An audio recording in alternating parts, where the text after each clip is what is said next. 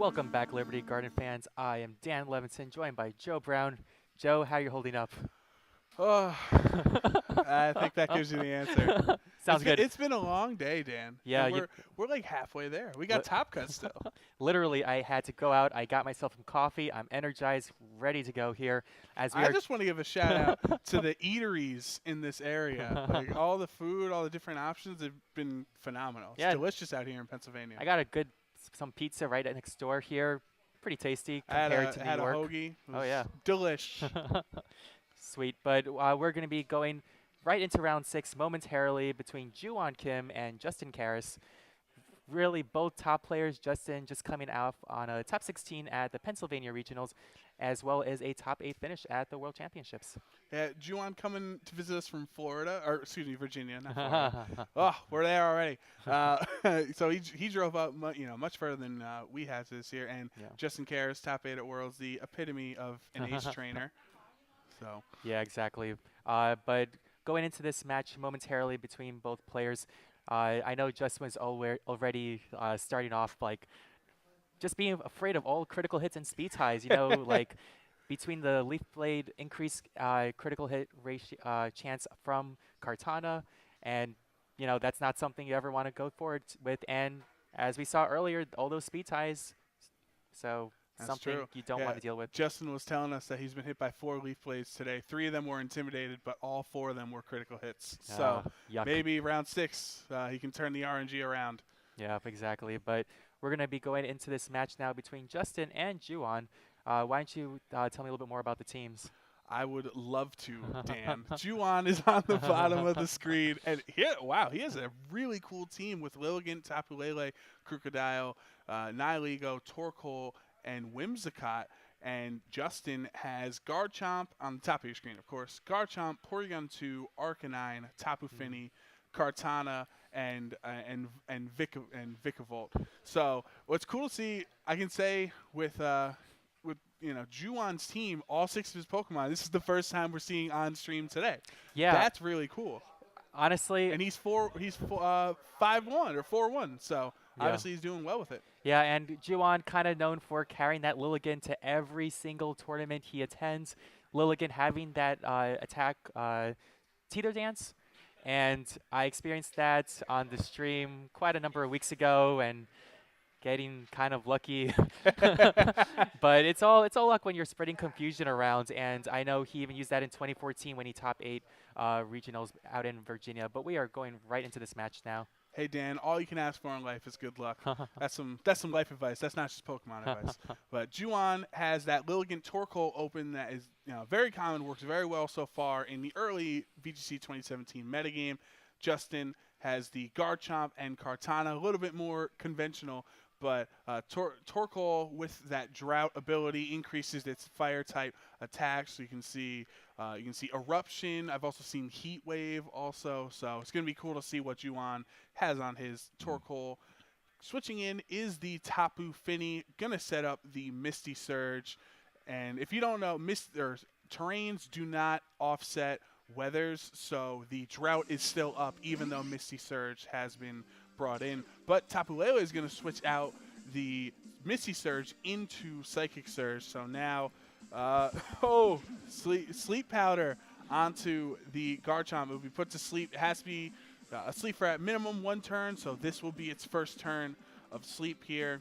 And next turn, Tapu Lele, Psychic Surge increases the Psychic type attacks, and there are no priority moves in Psychic Surge. Yeah, so Justin trying to get the upper hand there, going for that prediction of a potential Sleep Powder. Unfortunately, Juwan read into that, switch in his own Tapu Lele to counteract that terrain and bringing out the Psychic terrain. Here comes Arcanine with that Intimidate. Doesn't want to get hit with a Sleep Powder. Have another Pokemon put to sleep.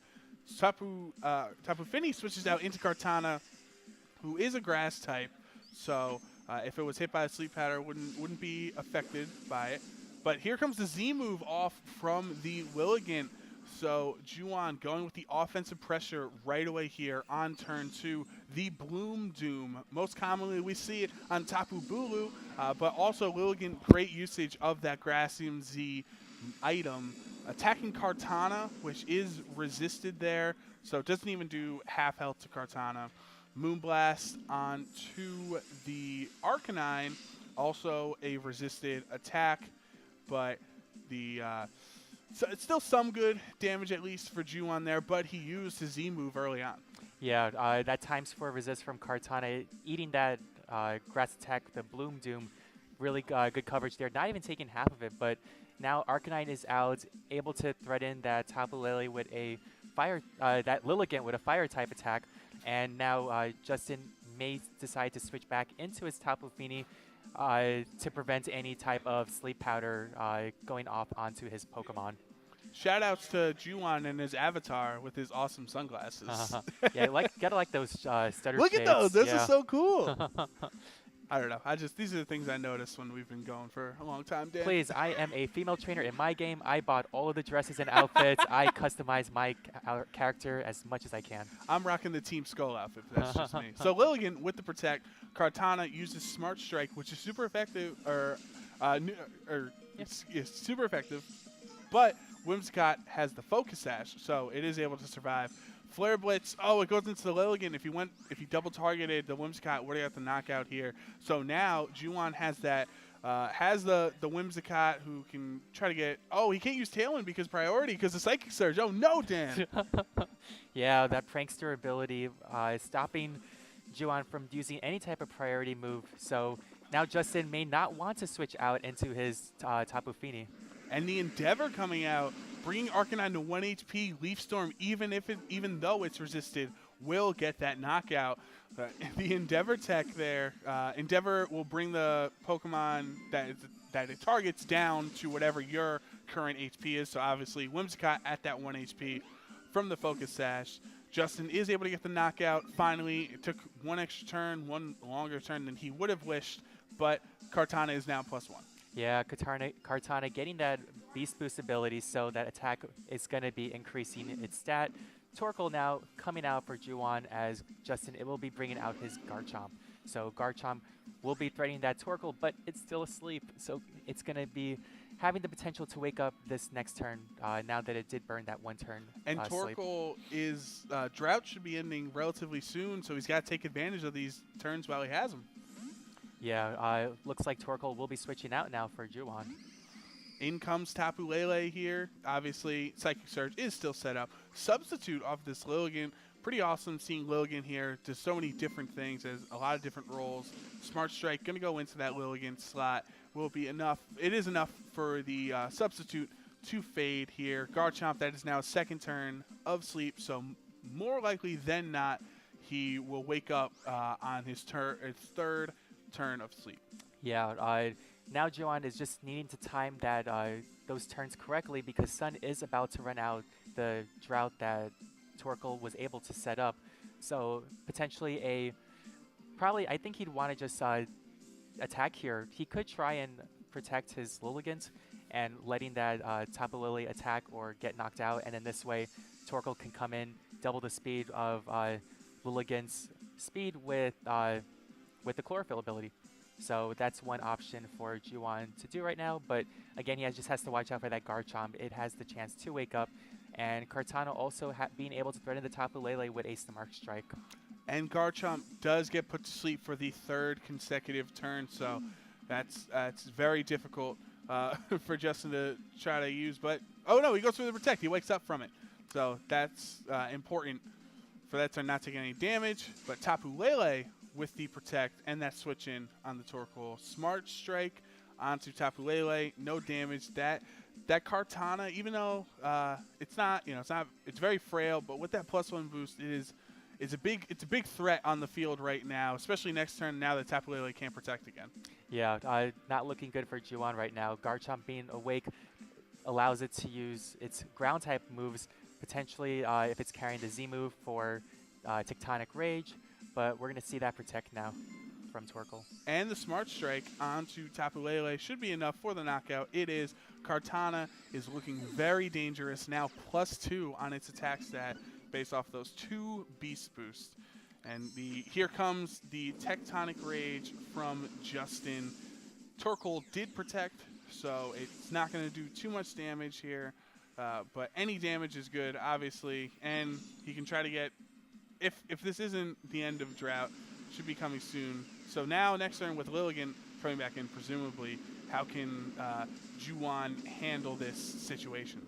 Yeah, we're going to see that Tectonic Rage go through that protect, doing a quarter percent of damage to that Torkoal, bringing it right down to 75% as Lilligant comes out.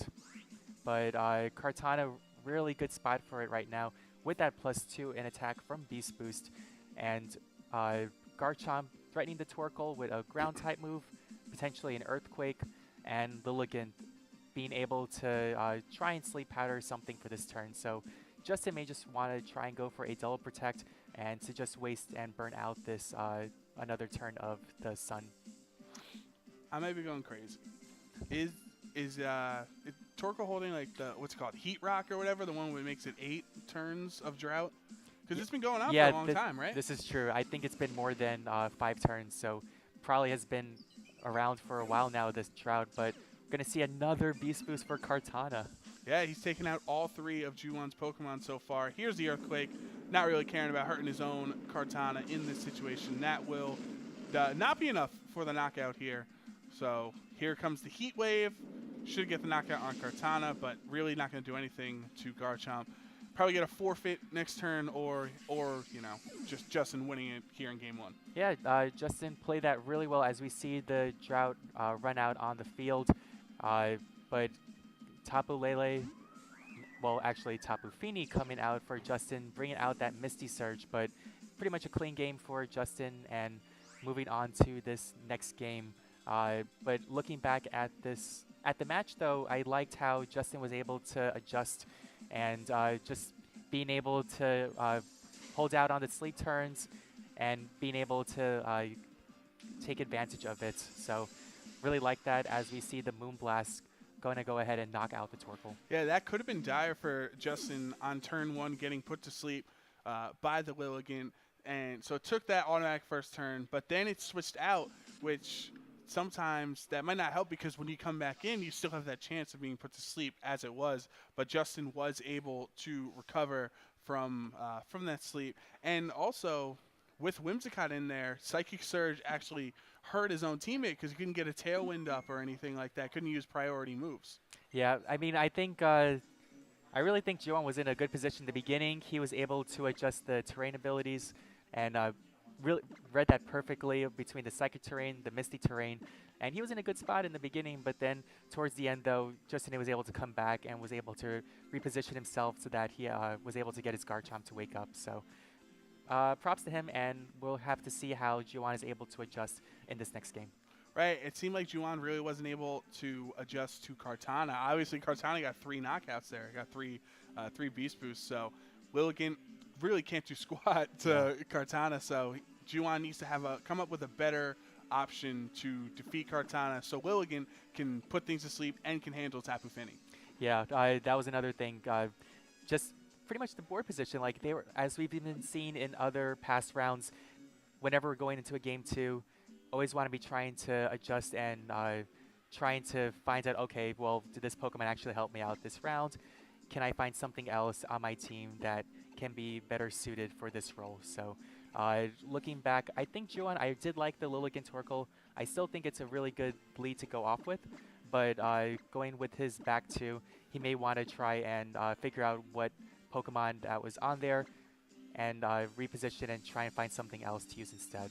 Yeah, I completely agree with you. Lilligant Torkoal was an awesome core to open with, but those back 2 Pokemon, the other 2 supporting Pokemon for Juwan, didn't pick up enough effort in Game 1. So, Justin, on the top of your screen, it has won Game 1. We are in Round 6 of the Pennsylvania Midseason Showdown. Juwan Kim on the bottom of your screen. He is opening Whimsicott and Tapu Lele, interestingly. And Justin, as you saw, Garchomp and Kartana. Kartana put in so much work last game and threatens both of Ju-On's Pokemon here in the open. Yeah, I've seen that lead now. We do get the Psychic Terrain, so that means that Whimsicott won't be able to use any priority moves. So, I don't know, maybe he might expect maybe a switch out, but I'm not really so sure what Whimsicott can do here. But we are going to see a switch by Justin instead.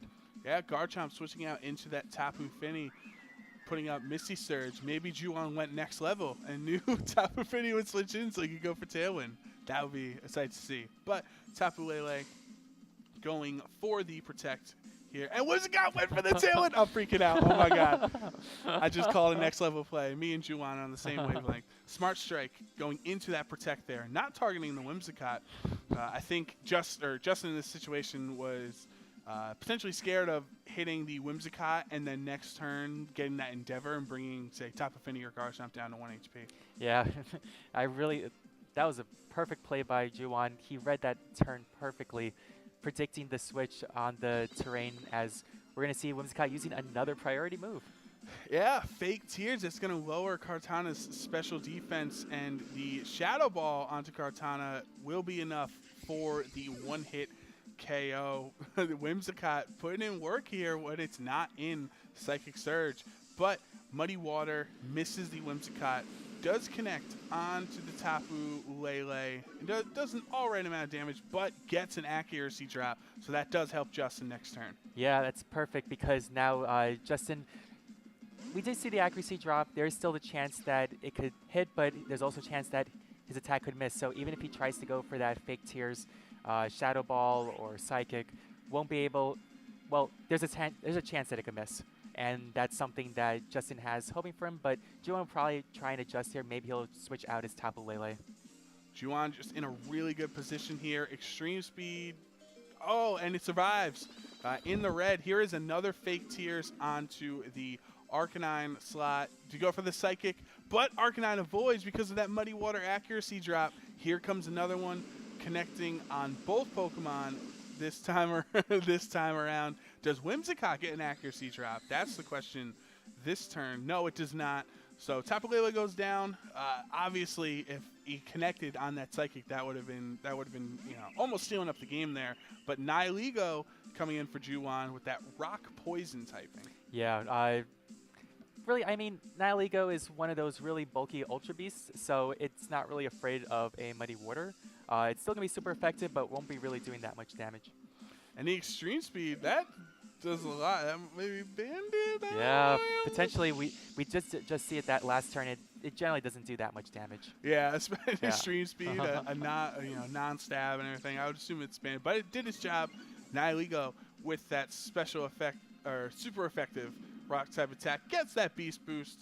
Here is the Calm Mind coming out from the Tapu Fini, raising a special attack and special defense for next turn. Tailwind peters out, which could be important moving on in this game. Here comes Crocodile.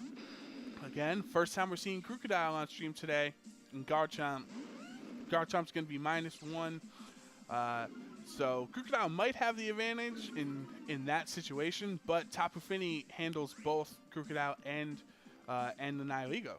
Yeah, and this is perfect because Tapu Fini can't just go for a Muddy Water. Super effective on both of Ju-On's Pokemon.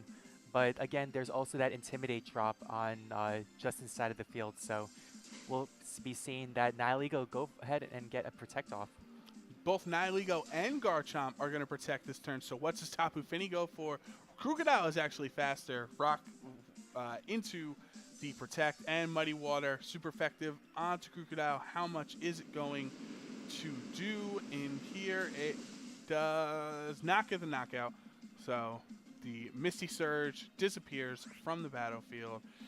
This turn around, Garchomp and Nihilego both protected last time, so they got to go for an attack. Yeah, I think maybe a Protect and an Earthquake here would be super effective, and Nihilego, I don't think its defense is that great, so it should be doing relatively good damage here. Power Gem, though, targeting that Garchomp, though. It does a good amount considered it is ineffective, but here comes the Tectonic Rage. I would assume into the Nihilego slot. Could be wrong, of course. I've been wrong many times in my life before. But Tectonic Rage coming out. into the Nihiligo, and that is 4 times weak to ground because it's rock and poison. So this Nihiligo has no chance of surviving unless it's Sash, which it is not. There goes Nihiligo. Yeah, Nihiligo getting knocked out of the field. Greydol going for that Rock Tomb onto the Garchomp, so lowering its speed now. So potentially being faster for this next turn, but Muddy Water sealing up the game there, and Justin will be winning this best 2 out of 3 set. Yep, that's gonna get the knockout. Relatively convincing game 2 there. Considering this is round 6, they were both 4-1 at the time. So Justin's 5-1, Juwan is 4-2. Has a good chance of top cutting if he can win that final round. That's his best chance. And Justin now at 5-1 with 1 round left. A very strong chance of top cutting. Yeah, we have one more last Swiss rounds here before we move on to the top 8 single eliminations. So we are very close to finishing off this Swiss rounds, Joe. We are not close enough. Is the, Almost there. Yeah. I'm being optimistic.